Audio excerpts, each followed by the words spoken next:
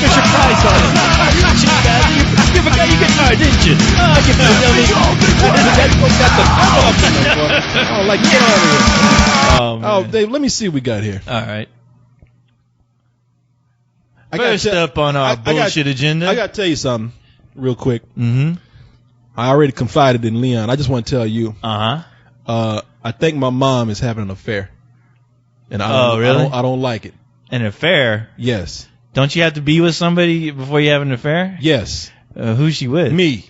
Yeah. Not that way, but she's I with, think I saw that at Fantastic Fest. Yeah. A gripping story there. Yeah. Hope it works out for you. she's with me in spirit. Because your character ends up getting raped by the guy who she's dating. So you didn't know that. Well, the guy already kind of mentally raped me. This I think she's seeing my old first sergeant from years ago. You telling me the one that beat the shit out of that guy, almost killed him? No, not that guy. No. I was about to say, what the fuck? No, this guy's named You better Sergeant start to Thomas. worry. My mom has been talking about. She's been saying, "Guess who I saw today? Guess who I've been hanging out with? Sergeant Thomas." And Oh shit. I'm like, "You've been hanging out with this guy a lot." And today she called me up. To do, and this is not a joke. This is not a lie. She called me up to like, Corey, I got somebody for you to talk to. I'm like, who you want me to talk to? And guy got on the phone. Hey, Corey. I'm like, Sergeant Thomas? Yeah, buddy, how you doing? I was like, Are you fucking my mom? that's what I wanted to say. What the fuck are you doing? Yeah. But all that came out of my mouth was, hi, Sergeant Thomas. Damn it, Corey. Doing all right, boy? Could have gotten to the bottom of that shit. Yeah, I Look, know. man, cut the shit. You fucking my mom. Please tell me you're not fucking her right now on the phone. Please, Yeah. because that is sick. But I'm getting ready to come to wake. I want you to fuck out that house when I get there. But they didn't go out like that. All that No. came out was like, hey, how you doing? And that's it? Is that all he told you? That's all he said. Yeah. And that's it? Well, no, he talked to me like, you doing all right there, Austin, boy? And I was like, yeah. And he said, Yeah. come and get that cat. Like he tried to put it made me think like he asked me like, come and get that cat. Like, like in my mind, I know it didn't work out like this, but it's almost like with the cat gone, it would, cause my mom was keeping my cat when I went over to Europe. Oh, okay. And I had the cat stay there an extra week until I could get there to pick it up. I finally went to pick up the cat this past weekend. Sergeant Thomas was like, you come and get that cat? I'm like, yeah, why the fuck you care? And it made me think like he would just wait for the cat to go so he could fuck my mom. Yeah. I was like, what was that cat catching you doing something you shouldn't have been doing with my mother? I was wanting to, yeah, exactly. I wanted to tell him like, that cat probably making you nervous because you're guilty. No shit. That cat sitting up there looking at you. Since that cat belongs to me, that cat somehow is a metaphor for me looking at you. No shit. And you couldn't have sex with my mom because that cat was there. And I almost thought now the cat is gone and my mom's all giggly and shit. Yeah. You should have told him, look, hey, don't worry about what my fucking cat is doing, all right? That cat is fucking family. I don't know who you are. Unlike you. But the thing is, when you sit on that couch, you're sitting on that cat's couch, all right? Now you just shut the fuck up, give the phone back to my mother, and I don't ever want to deal with you ever again, all right? And let that be the end of it.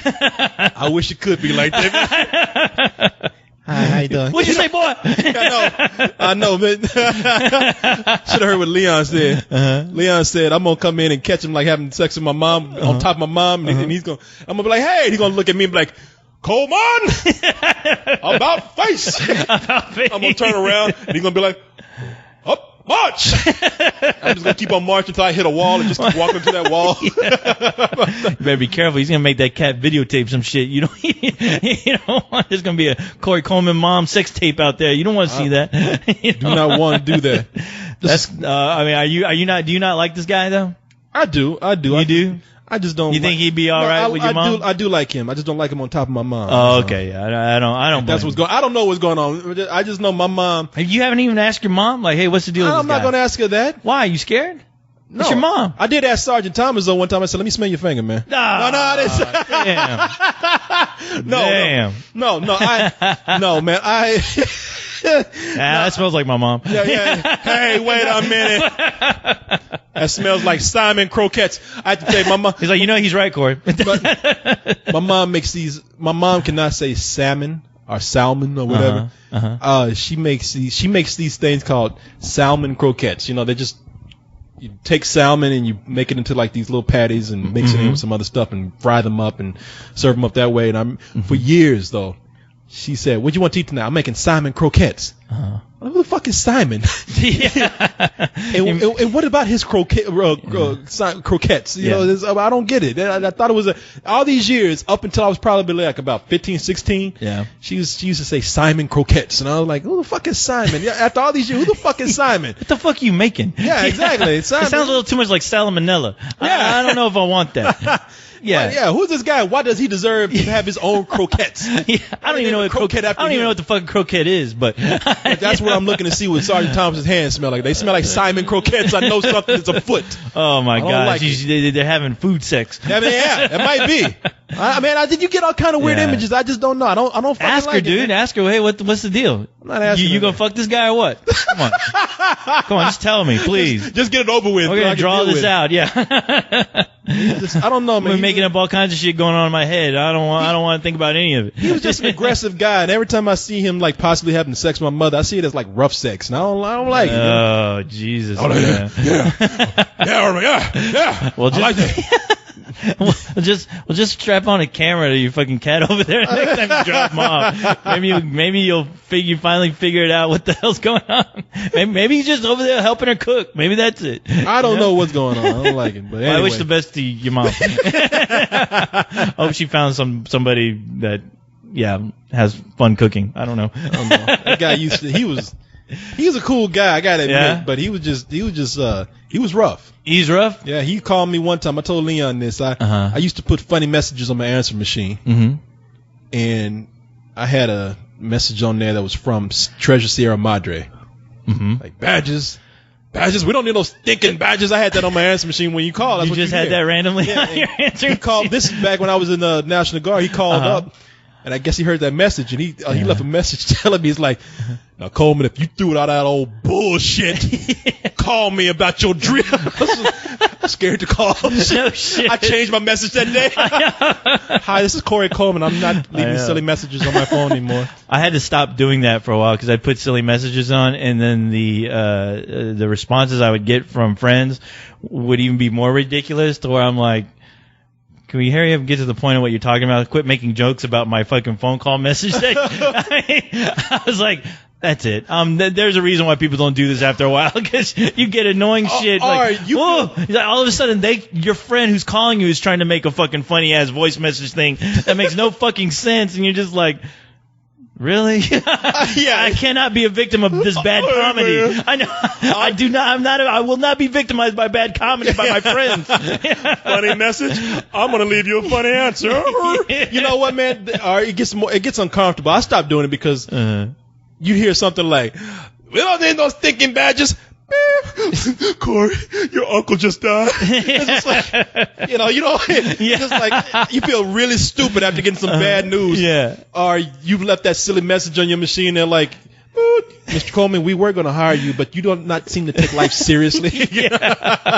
We're looking for you. Why? How come you're not at work right now? You know you're fired? All right.